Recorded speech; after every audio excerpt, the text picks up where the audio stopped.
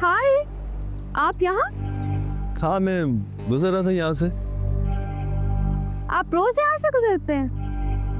आजकल कुछ ज्यादा गुजर रहा हूँ। आप अंदर आइए ना, बाहर बहुत धूप है। आइए आइए। Yes, sure.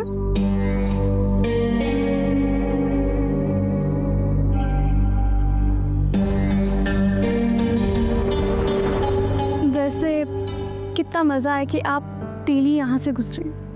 अगर तुम कहो तो मैं रोज गुजर भी सकता हूँ। नहीं, बिल्कुल नहीं। अगर अंबर को पता चल गया ना तो वो मुझे खूब बोलेगी। वो क्यों बोलेगी? यही कि मैं उसके हस्बैंड से फेवर लेती हूँ। अगर उसे पता चलेगा तो बोलेगी ना। और वैसे मैं भी आपको परेशान नहीं करना चाहती।